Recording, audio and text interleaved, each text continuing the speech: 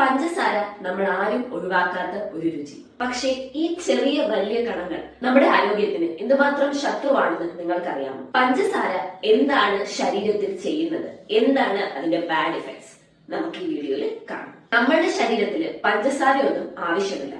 ആവശ്യമുള്ള എനർജി നമ്മുടെ ഫുഡിലൂടെ തന്നെ നമുക്ക് ലഭ്യമാണ്.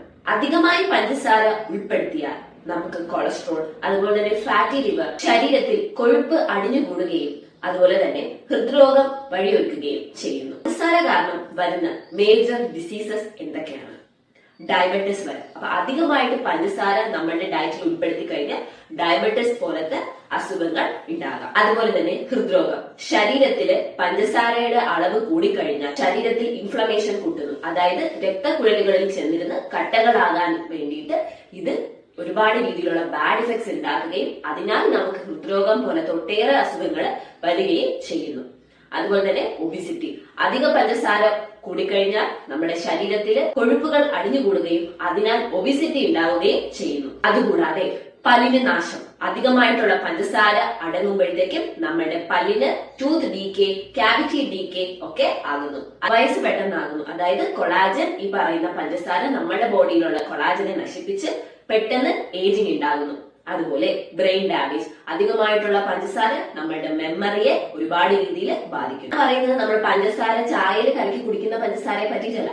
സോഫ്റ്റ് ഡ്രിങ്ക്സ്, അതുപോലെ തന്നെ pastries, bakery items, tomato sauce, different types of sauces, pastry, ice creams, ഇതൊക്കെയാണ് ഏറ്റവും വില്ലന്മാരായ പഞ്ചസാരകൾ. സോ ഇതിന് പകരമായി പെട്ടെന്ന് നമുക്ക് ഇതെടുത്ത് മാറ്റാൻ, നമ്മുടെ ലൈഫിൽ നിന്ന് ഇതെടുത്ത് മാറ്റാൻ പറ്റത്തില്ല. സോ ഇതിന് നമുക്ക് ഓൾട്ടർനേറ്റീവ് കണ്ടെത്താം. ഷുഗറിന് പകരം ചെറിയ രീതിയിൽ ജാഗരി ആഡ് ചെയ്യാം, അല്ലെങ്കിൽ ഹണി ആഡ് ചെയ്ത് കഴിക്കാം. അതുപോലെ തന്നെ ഈ ബേക്കറി, പേസ്ട്രി ഐറ്റംസ് കഴിക്കുന്നതിന് പകരം ഫ്രൂട്ട്സ്, ഹെൽത്തി ഫ്രൂട്ട്സ് കഴിക്കാം. ഈ ഹെൽത്തി ഫ്രൂട്ട്സിൽ ഹെൽത്തി ആയിട്ടുള്ള ഷുഗർ ആണ് അടങ്ങിയിരിക്കുന്നത്.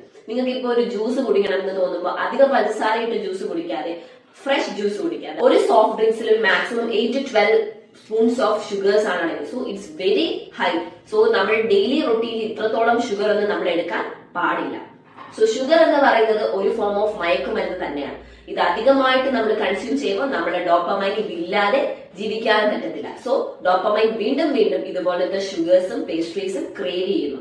അതുപോലെ തന്നെ ഡിസയറും ചെയ്യുന്നു. പെട്ടെന്ന് സീറോ ഡയറ്റ് ഒന്നും നമുക്ക് പോസിബിൾ അല്ല. സോ പതിയെ പതിയെ നമുക്ക് ഷുഗർ നമ്മുടെ ലൈഫിൽ നിന്ന് നമുക്ക് കട്ട് ചെയ്യാം. സോ അതിലൂടെ നമുക്കൊരു ഹെൽത്തി ലൈഫ് പ്രൊഡ്യൂസ് ചെയ്യാം.